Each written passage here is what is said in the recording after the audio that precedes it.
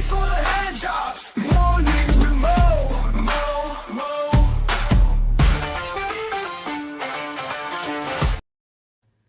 Good morning, everyone. It is Monday, the 17th, and it is freezing in Indiana. Just thought I'd let you know that if you were unaware of the freezing coldosity of Indiana.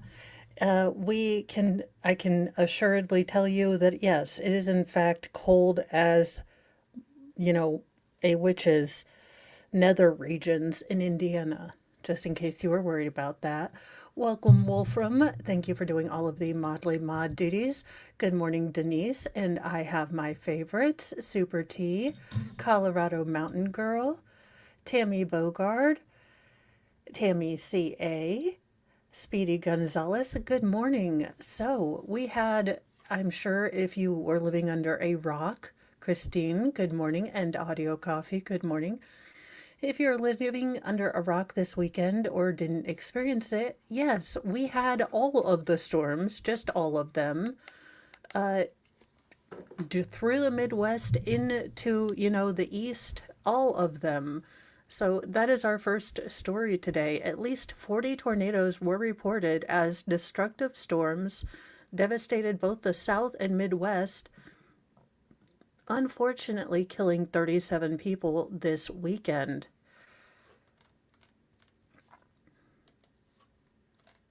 At least 37 people have died in a series of devastating cross-country storms this weekend as 40 tornadoes ripped through at least 8 states in the South and Midwest, decimating homes, businesses, and schools. The death toll has continued to grow as extreme weather and powerful tornadoes left hundreds of thousands without power, as the monster storm is expected to slam parts of the East Coast on Sunday. So obviously this was from Saturday. Western Pennsylvania will see the strongest storms on Sunday, with Pittsburgh and Erie, and then other cities at risk were in Florida, Cleveland, Charlotte, North Carolina. And these are a lot of what was going on throughout those general storm, devastated areas. At least 3 people, including an 82-year-old woman inside a manufactured home, were killed in central Alabama when multiple tornadoes bulldozed through the state. 5 bodies were found, scattered in the debris in Missouri. So, these are just going to be other places that we really have to reach out and see if we can help our neighbors, help fellow Americans, regardless of, race, creed, or anything. Just help people get their lives back together. I mean, people's entire lives have been destroyed. And we know people that are still, dealing with destruction from the hurricanes, so hopefully we can get our agencies to get things going and get some, relief and safe places, access to electricity, all of that for these people. We need stricter tornado laws. That's no fully automatic tornadoes through here anymore. Now, that being said, if you need a place to go and you want to see a movie that still, is worth going to go see at the movie theater, and that's a really hard segue to do, I'm not going to lie. This was not the most eloquent segues I've had. But Jaws is going to come back to the theaters. That's right. It's been 50 years since, the first animatronic, soulless, Jaws came out.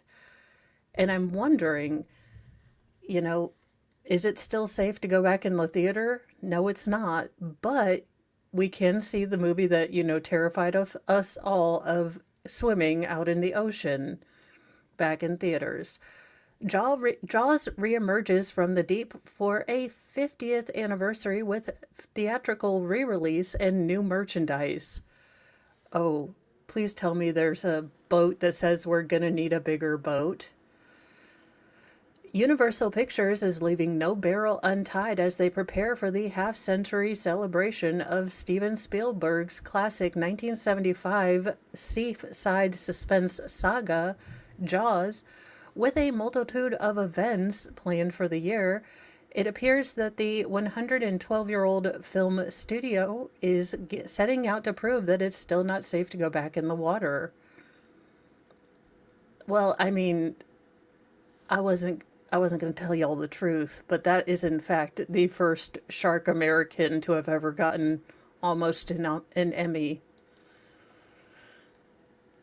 The first strike is the announcement that Universal is re-releasing the film to theaters. The inaugural screening will take place at the 2025 TMC Classic Film Festival in Hollywood, starting April 22nd to April 27th.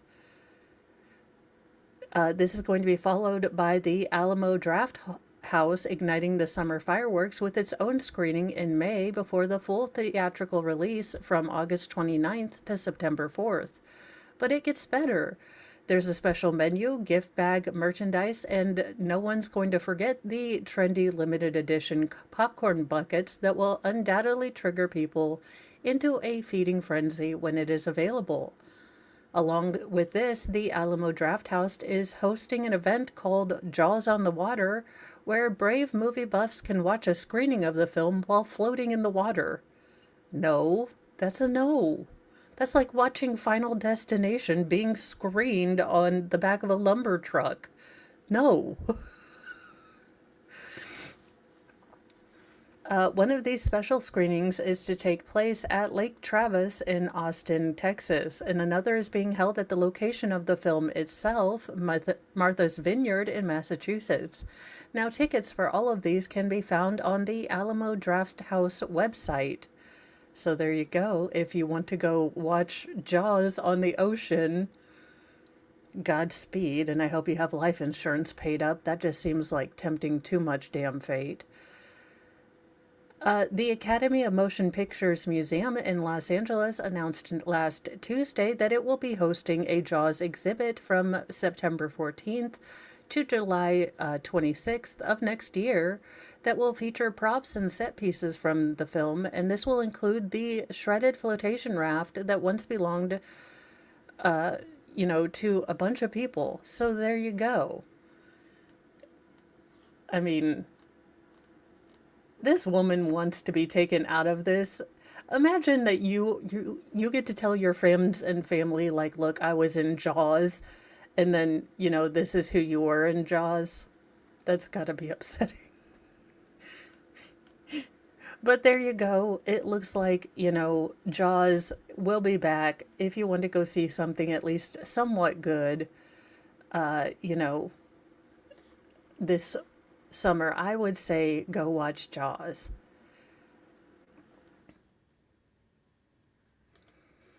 Well, this is a really big miracle, although, I mean, he's a fisherman, so I would guess that he would be able to find, fish in the ocean.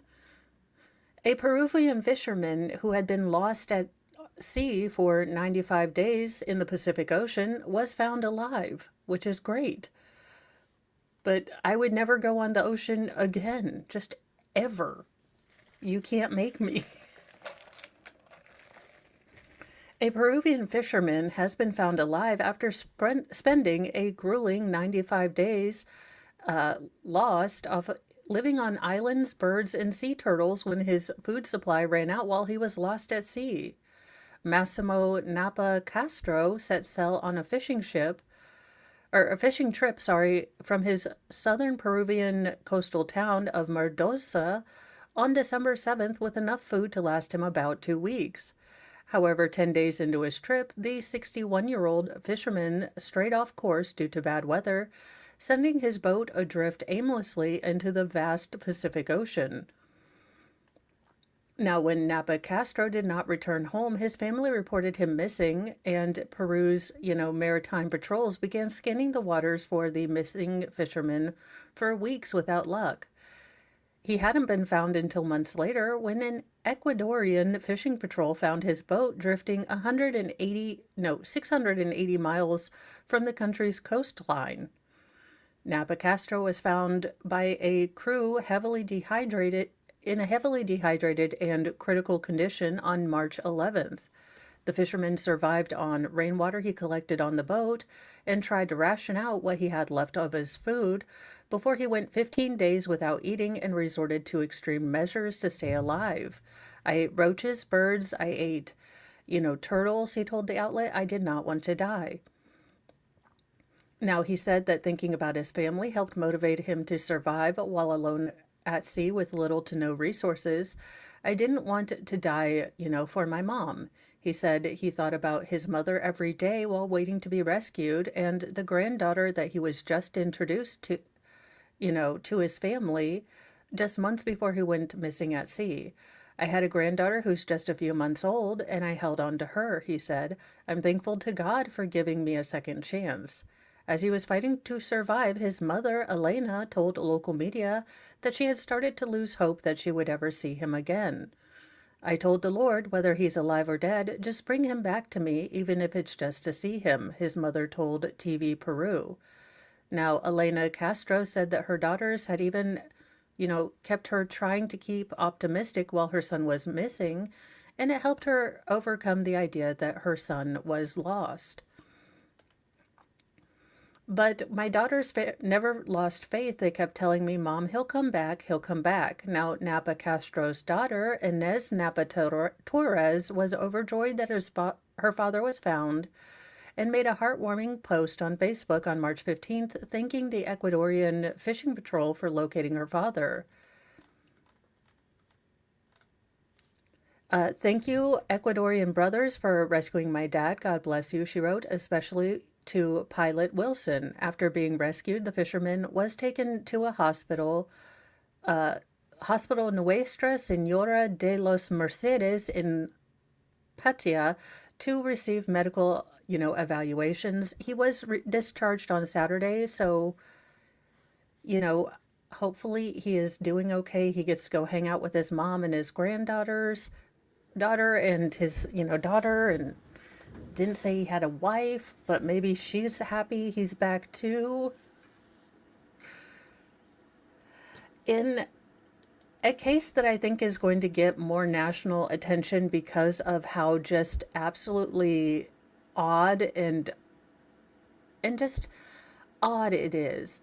Twin brothers, both 19, missed a trip to Boston. Now their family wants answers after they were found dead in the Georgia mountains. Kadir Malik Lewis and Nazir Rahim Lewis were both found dead on Blue Mountain in Hiawassee, Georgia on March 8th. A family is looking for answers after two brothers were found dead at the top of a Georgia mountain. The remains of the Lawrenceville twins, Kadir Malik Lewis and Nazir Rahim Lewis, both 19, were discovered by hikers at the top of Bell Mountain in Hiawassee, Georgia on March 8th, the Georgia Bureau of Investigations announced in a news release. Now, the hikers made the discovery and got in contact with the Towns County 911 Center at around 11:05 a.m. local time, with the Towns County Sheriff's Office requesting involvement with the GBI, sorry. Now, according to a preliminary investigation, authorities believe the teens, who were both found with gunshot wounds, died as a result of a murder-suicide, with autopsies pending and the investigation ongoing per the news release. Now, the twins' family has been left in shock at the discovery, with relatives telling Georgia's NBC affiliate WXIA that they thought the teens were visiting friends in Boston at the time. Yeah, because Boston and the top of a mountain in Georgia, the same place. Now, according to the outlet, family members said that the siblings had booked a 7 a.m. flight to Boston on March 7th, about 24 hours after or before they were discovered in an area that they believe that Kadir and Nazir had never visited before. Is it Kadir and Nazir? or Kadar. Maybe Kadir and Nazir. Now, the plane tickets were found in their wallets. We just want answers. We want to know exactly what happened to the twins. Samira Bronner, the twins' aunt, told WXIA. They're very protective of each other. They love each other. Their uncle Rahim also added, they're like inseparable. I just couldn't imagine them hurting each other because I've never seen them get into a fist fight before.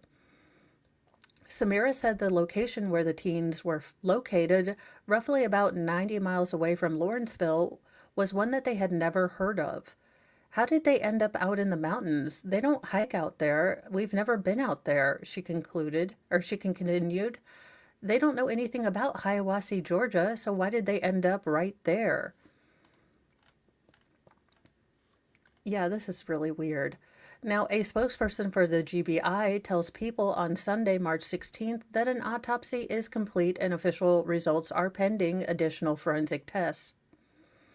Another aunt, Yasmin, told WXIA that her nephews had a huge support system and she thinks that something happened in those mountains. Now, Yasmin has since launched a GoFundMe campaign for their funeral and memorial expenses. In reference to the reports of a murder-suicide, she wrote that they wouldn't do this. They came from a family of love, and the twins wanted so much for their future. They had dreams of starting their very own clothing line. Unfortunately, something happened at Bell Mountain that ended the lives of 19-year-old Kadir and Nazir, which needs to be investigated further, and we need you to support and share their story. It does... Yeah, this does sound really odd, especially if you knew you were, let's say one twin knew that he was going to do something. Why would you get your other twin to buy a ticket to, Boston, unless this was part of their plan to not worry their family, where you this is all hinky. There is something really weird about this story.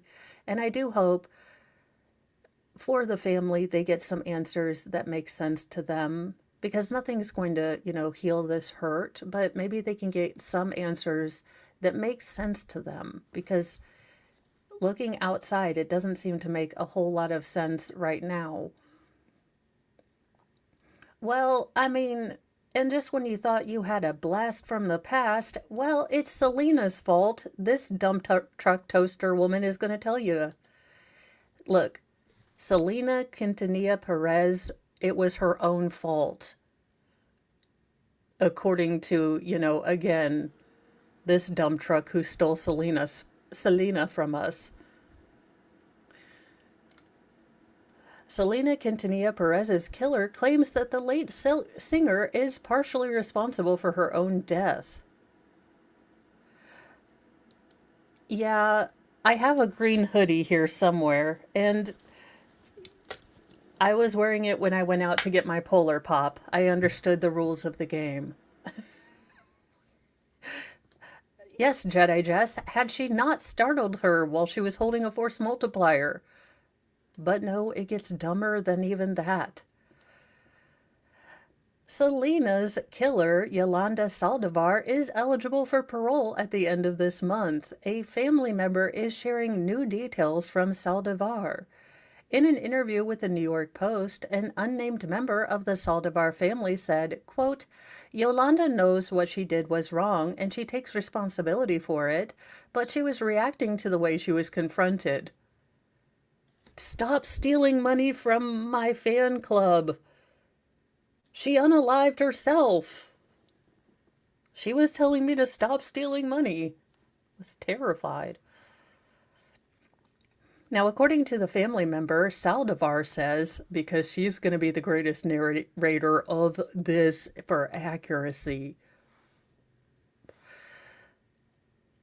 said that Selena came at her really aggressively and she was thrown off with how forceful Selena was being. Everything happened so fast. If Selena had confronted her differently, this never would have happened. Jedi Jess, thank you for contributing to the swear jar. And yeah, so this is for all the husbands, I guess, that had she just not, burned the dinner, nothing would have happened, allegedly, in Minecraft. I, so it was her fault for getting all irritated that this woman was embezzling money. Okay, let's continue with this absolute redonkulousness. Now, representatives for the Quintanilla family and Selena's husband, Chris Perez, did not immediately respond to this absolute redonkulousness. Now, Sir Saldivar shot Selena, better known, or look, I just said Selena first. I wasn't going to say the last name. On March 31st, 1995, after the Latin pop princess had discovered that she had embezzled a reported $30,000 from her, clothing boutiques. Now, Saldivar still denies ever stealing from the pop star. On February 2024, Saldivar sat down for a new prison interview featured on the Oxygen docuseries Selena and Yolanda: The Secrets Between Them. Now, during the docuseries, Saldivar claims that she had no intention of killing, Selena, but instead she insisted that she wanted to end her own life.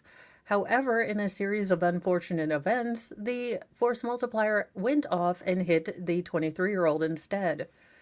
Yeah, because that's how it always happens in these. Ever noticed how the only person left standing, and yes, I'm looking at you, Tony Tot, and all these other people, were like, I was gonna do it to myself. I just couldn't achieve it. No. It startled me, Saldivar said. I did not know that my gun went off. I did not know it hit her. It scared her. It scared me. There was never any intention to do her any harm. My decisions were my decisions, and the consequences are also mine, she said. I'm regretful for all of that. If I could turn back time, if I could turn the clock, if I could turn back time. She just started going into full, share mode. No.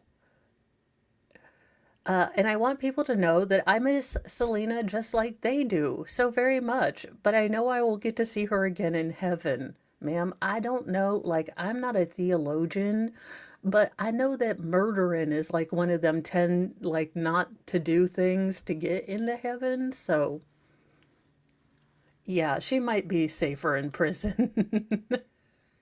Look, for all of us 90s kids who fell in love with Selena just because Jennifer Lopez played her, ma'am, you could want to stay in there. Because we might not could have even known about Selena, but we watched the movie. And in the only, Jennifer Lopez movie to make money.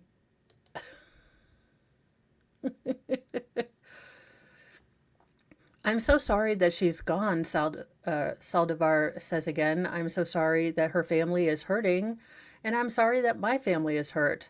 At no point did I mean to hurt anyone. Now, the documentary sparked backlash at the time of its release from fans in the singer's family.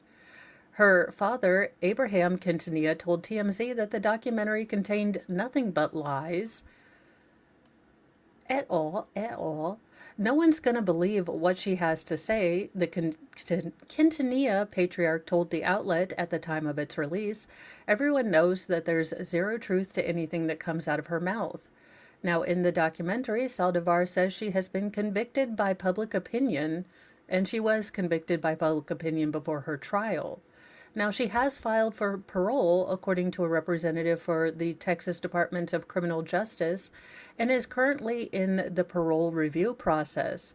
Her eligibility date is March 30th, 2025. Her family members have told the Post that she has a place to live, and we have never forsaken her. We don't know where she's going to get a job. I mean, who will hire her? Well, obviously no one who wants to have any sort of clothing boutiques. I don't know, maybe not anyone? Now, the outlet has previously spoken with inmates at the Patrick L. O'Daniel unit in Gatesville, Texas, where Saldivar is being held, who said she's being housed in protective custody due to being a large target among inmates. Everyone knows who Yolanda Sandovar is, Marisol Lopez, who served time alongside her from 2017 to 2022, told the outlet. There's a bounty on her head. Like everyone wants a piece of her.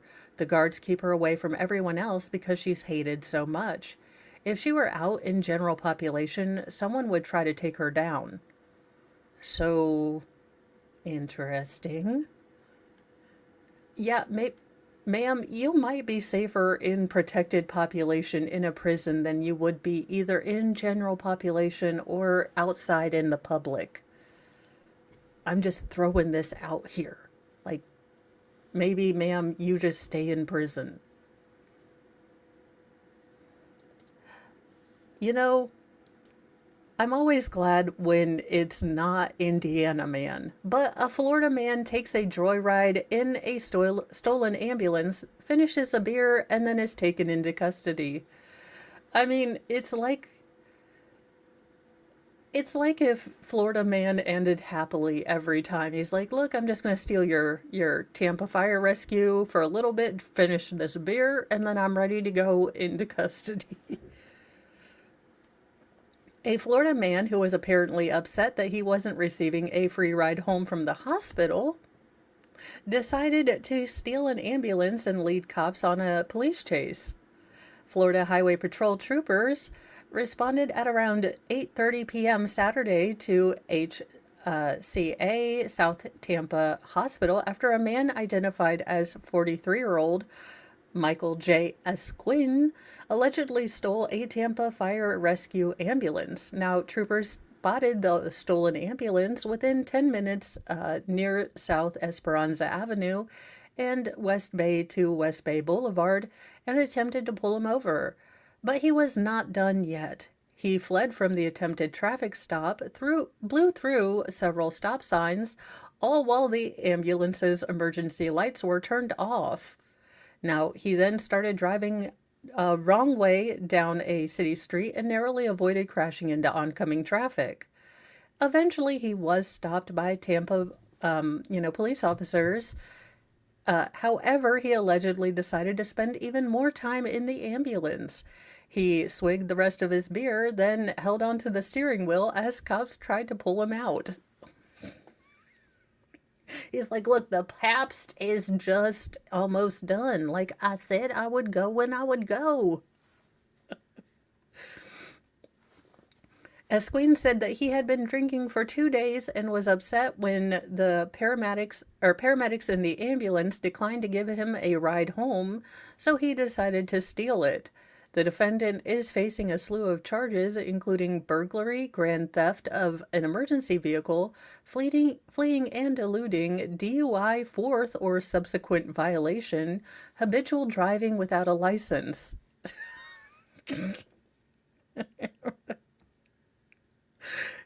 He's like, "Look, you guys, this is the Uber I had ordered."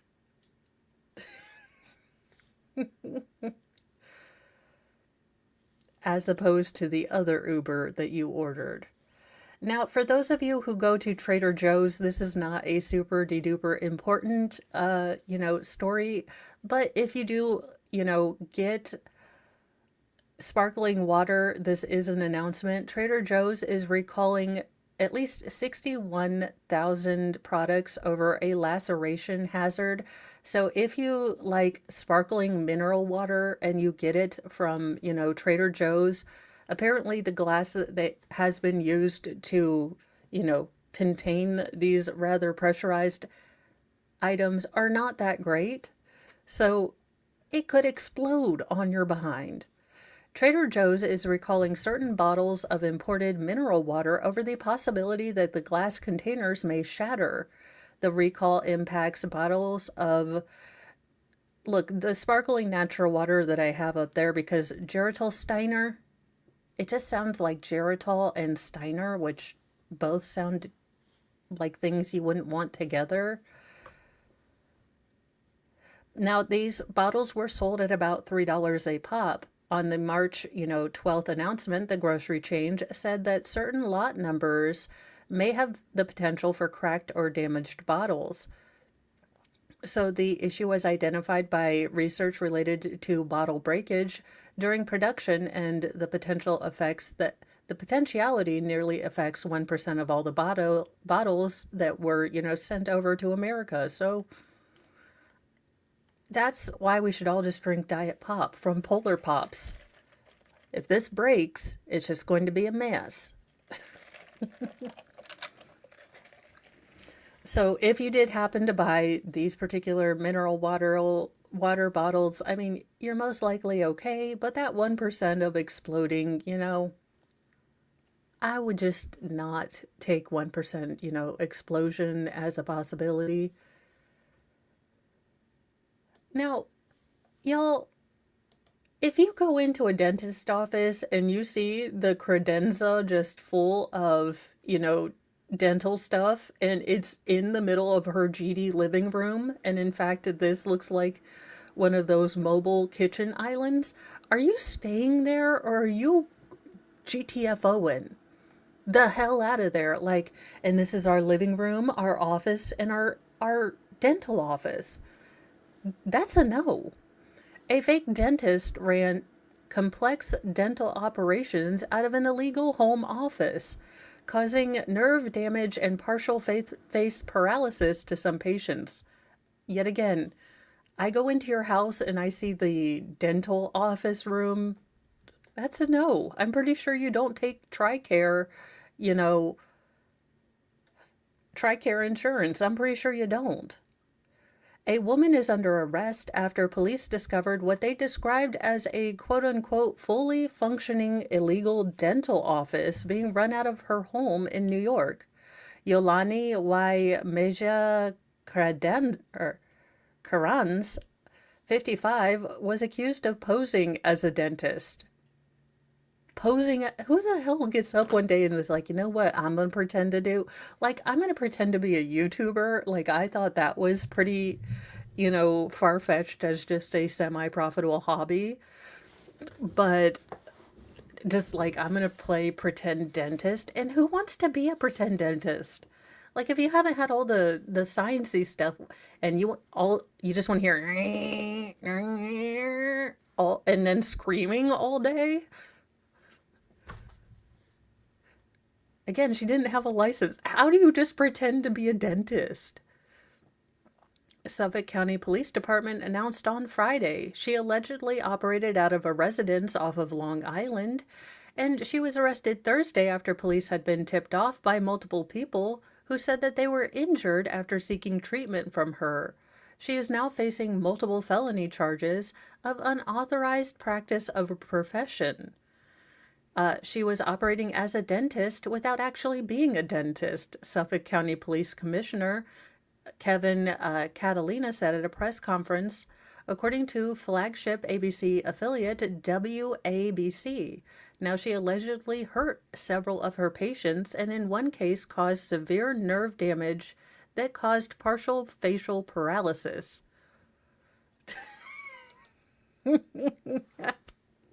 Yeah, no, this just, when you have to drink a whole bottle of Hennessy because we've run out of lidocaine.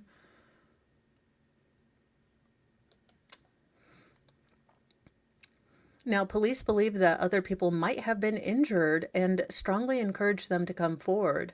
We believe that she was largely targeting the Hispanic community, Catalina said, mostly people who don't have health insurance and many of whom might not be in the country legally. We want to ensure that any complaints that the Suffolk County Police Department, that we do take, they will never inquire about your immigration status, so please come forward if you've been a victim of this woman.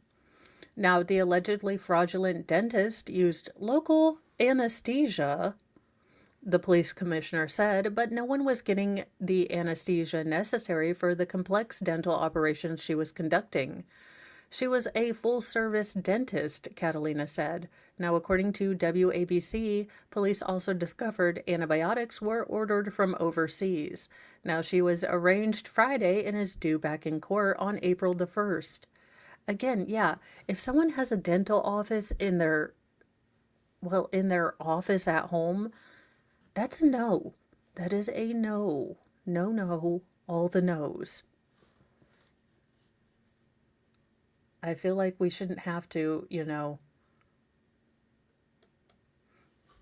Well, you guys, I know that this has always confused me, but we finally have an answer to this particular question. The age-old question as to why we've got these racing stripes on the towel. Now, I didn't know that this was a big thing that we had yet to hitherto have, ascertained before, but we do have an answer. An age-old question about a popular household item has been answered after one social media user publicly shared his bewilderment. Nate McGrady, a software engineer, took to X to ask a question thousands of people have been asking for years. He asked what the purpose was for the embroidery at the end of the towel. I'm convinced it only exists to shrink and make it impossible to fold the towel nicely, causing you to buy another towel, he said.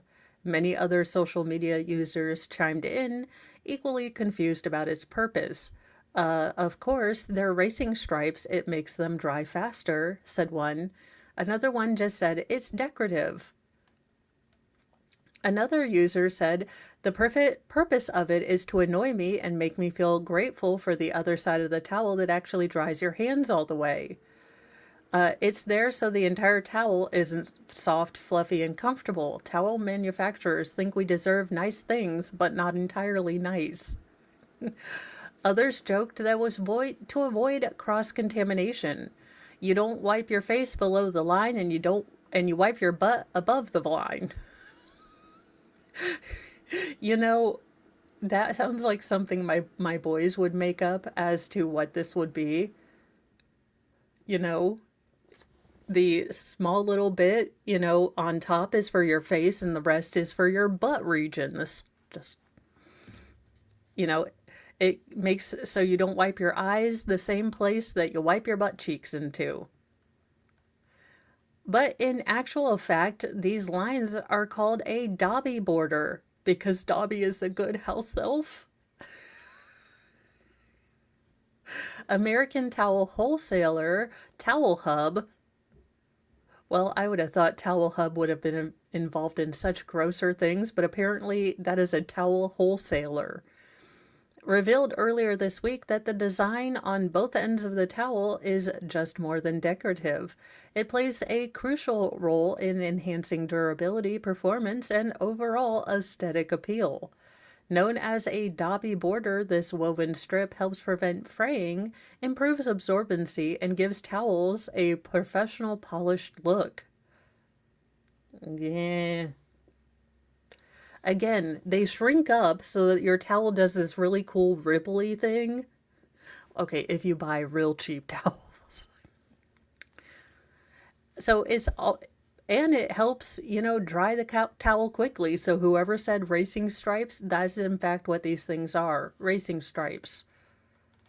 Though I'm just gonna always say this is for your face and this is for your butt from now on. Like, that's the history that I choose to believe in.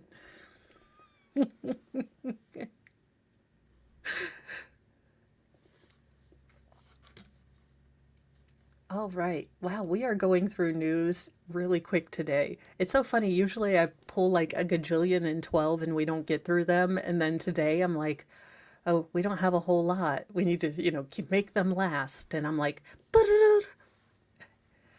how ping pong is helping New Yorkers beat Parkinson's disease. Well, that is awesome. Hey, I can't play ping pong, and I don't have any Parkinson's, but I still can't play it. NYU economics professor Bill Easterly, a highly respected expert in foreign aid, global poverty, and development in Africa, can add the novel title or a novel title to his lengthy resume, Ping Pong Player Extraordinaire. Easterly, 67, picked up the unusual skill as a way to cope with Parkinson's disease, a neurodegenerative disorder that can cause tremors, slow movement, and also lead to depression. I just can't get enough of it, Easterly told the Post. When I play ping pong, I feel my brain come alive. There is no cure for Parkinson's, but Easterly and others have found healing by playing several times a week at Spin New York Flatiron as part of Ping Pong Parkinson. The nonprofit has been a smashing success with over 300 chapters in nearly 25 countries and an inaugural New York Open tournament held earlier this month. Participants rave that the rhythmic movements and social interactions have boosted their mood and helped delay the progression of their Parkinson's symptoms. I don't know if it's because of the ping pong or not, but I started with a tremor in my right hand, which now I don't have, said Joanne Greenberg, 77, a retired writer and mosaic artist who now half jokes that she is an elite New York City elder athlete. One of the appeals of ping pong, Greenberg said, is that she can track her improvement, and being in ping pong Parkinson makes it easier for her to share her experience of being diagnosed in 2020 and to hear about, things from others who have also been diagnosed. It created a social circle of people who are in the same situation, she said. Not only do we have Parkinson's, but we have type of people who just want to do something proactive for ourselves. The ping pong Parkinson idea is the brainchild of Croatian American musician Niad Bach, who has performed with Bono, not Bongo. Although, if he had played with Bongo, the traveling German Shepherd ping pong player, I would have been more intrigued than Bono. And Pavarotti, and walked Woodstock 1994 with Can We Go Higher. He was diagnosed in 2010 with his symptoms getting so bad that he could no longer play his guitar to a syncopated beat. I had to stop performing publicly, Bach 70 told the Post. And after I started playing ping pong with just 3 or 4 months, I could play again. If I can help myself, I said, why not help others? And that's where everything just started. Bach founded Ping Pong Parkinson in 2017, and now there are 3,000 players worldwide, including 50 at the Flatiron location. He forged a partnership with Spin in 2021. 3 times a week, 17 to 25 seniors fill out about a dozen spin tables designated Parkinson's Camp, a 2-hour afternoon session that occurs before the underground club opens up to the public. Bachman said no one is turned away, even if they don't have the $15 participation fee, which pays the pros who can help everyone get into the swing of things. Near a neon sign that reads, "Do it together, never alone," players kick off the sets by stretching and loudly introducing themselves. A common symptom of Parkinson's is a soft voice. Pretty soon, small orange balls are flying everywhere. It's a joy for me to play, Bach enthused. I don't know how to explain it to you. I can't wait to play it again. It's just like drinking water. You're thirsty tomorrow and in the afternoon and evening and the next day, so water is always welcome. Now, Spin is exploring a nationwide expansion of the partnership. There are lounges in Boston, Chicago, Philadelphia, San Francisco, Seattle, and D.C. Nearly 1 million people across the country are living with Parkinson's, with about 90,000 new cases expected this year. The disease, which primarily affects people over the age of 60, is characterized by progressive loss of dopamine-producing neurons in the brain. Known as the feel-good hormone, dopamine is key to movement, motivation, and experience of reward. Dr. Elizabeth Kara, director of neuropsychology at Hackensack University Medical Center, said Parkinson's patients often struggle to walk and control tremors because of the disease significantly affecting the basal ganglia region of the brain responsible for movement. We've been constantly looking for a way other than medication to activate that area of the brain to produce more dopamine, Kara told the Post. Now, Kara, a board certified clinical neuropsychologist who co founded the New Jersey chapter of Ping Pong Parkinson, said table tennis is a perfect match for Parkinson's. Ping pong significantly improves motor function because it requires hand eye coordination, quick reflexes, and balance. It can also strengthen cognitive skills like concentration and decision making. Kara says it's not uncommon for her chapter to see septuagenarians play with high school students or volunteers who are even younger. It helps to reintegrate patients with Parkinson's back into society and helps them feel less self-conscious. It helps everyone out in the lay public understand more about Parkinson's and understand that they're not different. It's just a chronic illness that they're dealing with, just like someone with diabetes or hypertension.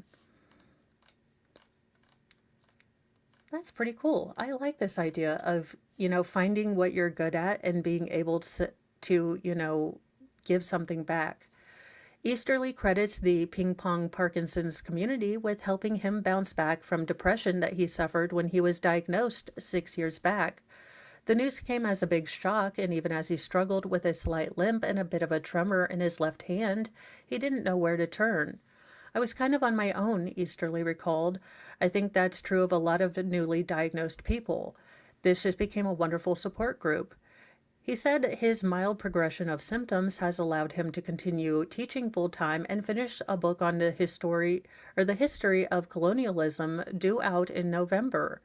In the meantime, he's having a ball trying to get better at ping pong. He's no Forrest Gump, but he can beat his 33-year-old son and compete with the best of the group. It really doesn't matter whether it's winning tournaments or just kind of playing informal games with each other. I feel there are really no winners or losers, Easterly said. It's Parkinson's that's losing whenever we're playing a game, so that's a wonderful feeling. And this is just wonderful. I do hope that they can, give this and make this a more, inclusive, or at least, because that's not hard. I mean, nursing homes, VFAs, VFWs, how much would it cost to put, some ping pong tables in? And then you have some real, outreach, because as someone who doesn't have Parkinson's but has a, chronic condition, the hardest part, the most exhausting part, is having to explain what it is all the time. At least for me. I'm not a people-y person, though. That being said, it might not be your most exhausting part if you're an extrovert. But going to a place where, you can just be with other people who, know kind of what you're dealing with. And then, other people can come on by and see that, hey, it's just normal. It's just a day. It is what it is. But this would be awesome. This would be so great to just, like, I am not coordinated, but y'all, I would go try ping pong. I mean, I wouldn't be asked to come back again beyond being a cheerleader, but I could be a cheerleader for ping pong. A pong leader, if you will. And God bless this little boy, because y'all know I have never ever done mathing. But this little boy was able to list 280 digits of pi from memory. Now, I can remember all the pies that I have eaten from memory. A 10-year-old British boy celebrated the run-up to the math-themed holiday Pi Day by breaking a world record for the most decimal places of pi recalled in 1 minute.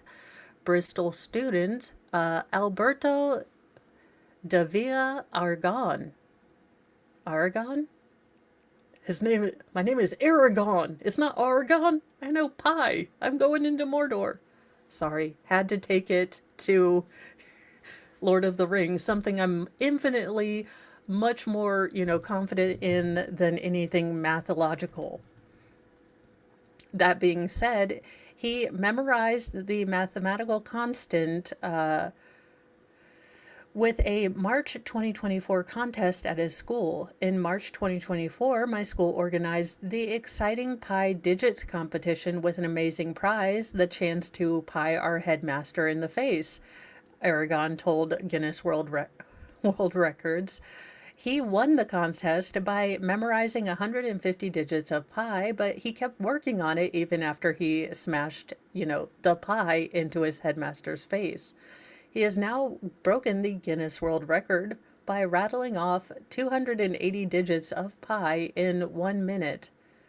I mean, I was just proud of myself when I realized pi was also a mathematical idea and not just delicious. I was like, have I ever told you about the oatmeal cream pies? And like, I just be there. I am the Forrest Gump. Like, you can have key lime pie, you can have, shoe fly pie. You just be there explaining pies all day. So, congratulations to this little boy. And the only thing that would have motivated me to learn all of the math numbers would to have been to, launch a pie into someone's face. So this young boy is every single one of our spirit animals. And then I wasn't even sure where to put this. A Virginia zoo responds to gorilla escape rumors. We don't have those. So apparently, if there is a lost gorilla, it was not an official zoo gorilla. What am I supposed to say here? The Virginia Zoo has responded to rumors of an escaped gorilla in Norfolk by confirming that, well, not only were all of its animals accounted for, but the zoo does not even have gorillas. Social media lit up with reports of a gorilla on the loose following a power outage Tuesday night in the Granby Street area, with several Facebookers claiming to have seen a very large primate. It just turns out to be Earl from down the street who didn't wear a tank top. It's like, that wasn't a giraffe, that wasn't a gorilla or Bigfoot. That's just Earl from down the street. No, Martha's gonna shave him like she does every spring.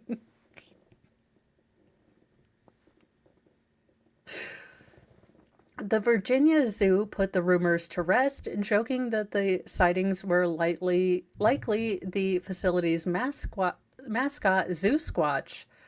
We heard of the talk of the escaped gorilla, but we think it might have been just Zoo Squatch spotted on his daily run.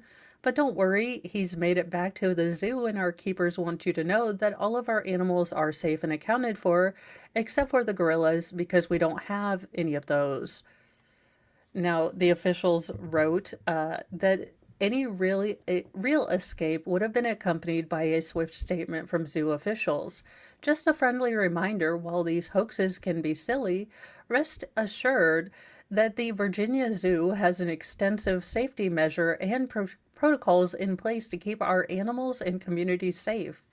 Should there ever be a real animal escaping from our facility, a formal statement will be issued by our spokesperson to all local media, as well as to our Facebook, Instagram, LinkedIn, and other, internet friends, for the safety of our of our neighbors.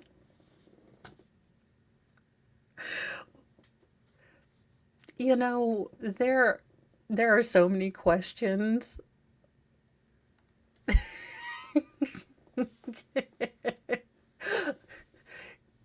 Oh, wait a minute. We have to see the alligator and the brave, police officer that allowed this, pizza delivery. Oh, hell no. Okay, this is Florida. Y'all have force multipliers. I do not understand what the problem is. Okay, the police officer is having to tell this Donato's delivery driver that there is, in fact, an alligator under the car. Y'all, I make fun of Arizona, but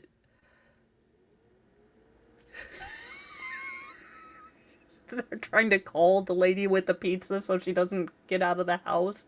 No, there's an old man. Don't let the old man die for.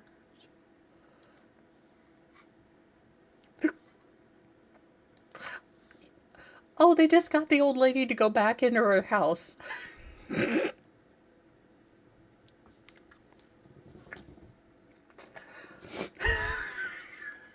Okay, let me pull this up on Reel because you guys have to listen to this. Is the funniest thing I've ever.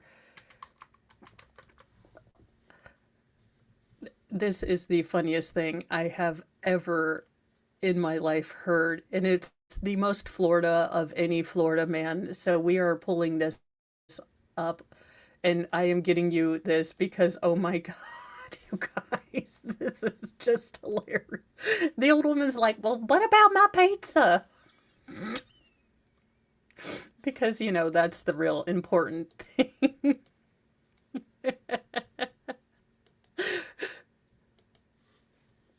All right.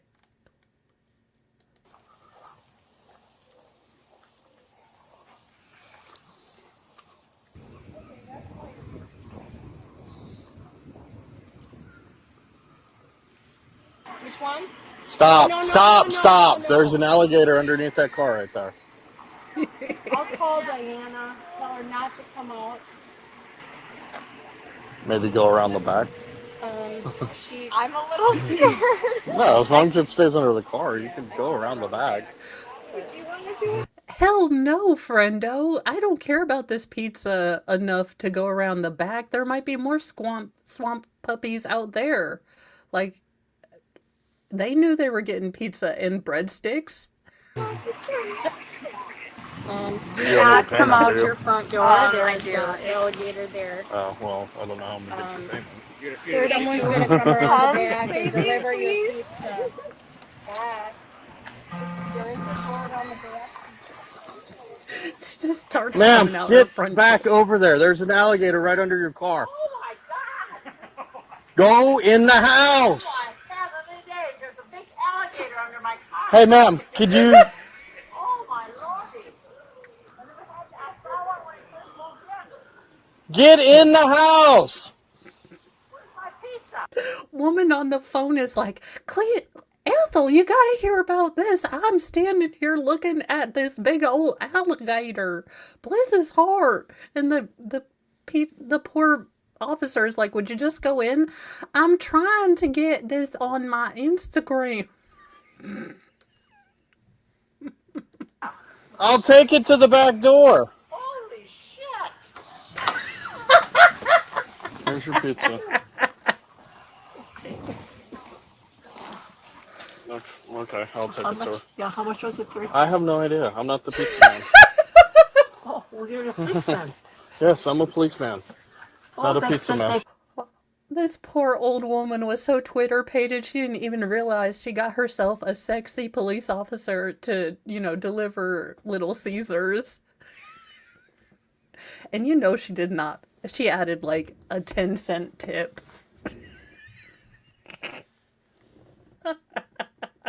You got it? Yeah. They called us about the alligator. Are you expecting change from her?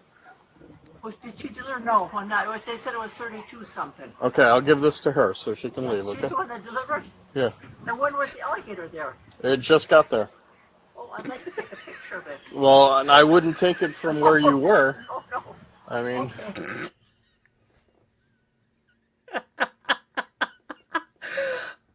Oh, that's so sweet. He's gonna take a photo of the abdicator for her.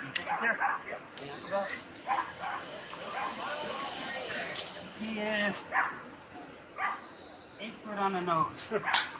8 foot. Oh, my faith in humanity is now restored because she gave that woman all of $2 for a tip. I love how she's like, I don't know. I mean, could you ask her if I could get change back? You know, you're a real jerk if you ask for change back when they done try to fight an alligator to get. And y'all, that is exactly why I will not live in Florida. Look, I only had to fight three feral boy people for pizza when we got there, when we got it delivered here. Three feral boy children and a gator. I just can't. Well, you guys, that has been Newsy News this morning. I will be sending you guys to day 6 for Stacy Rodriguez. You guys are, of course, not obligated to go there, but that way, so I remind myself to tell you guys that we are doing day 6, Stacy Rodriguez. You know, Stacy is on the stand attempting to do something. We're not quite sure what it is. So there you are. Have a wonderful day. Check in on your neighbor, your family members who might have been in the storm area. Check in on people that are, might have had a bunch of, disgusting storms in a little bit. Make sure everyone's doing okay. Be kind to yourself. Be kind to others. But carry a can of bitch fire. And you guys, I was able to get bitch fire as one of the emojis. So if you are a member of the Church of Mo, then you do have access now to your own little can of bitch fire. Always away from the eyes, my children, and never indoors, but always carry some as a threat. Bye, you guys.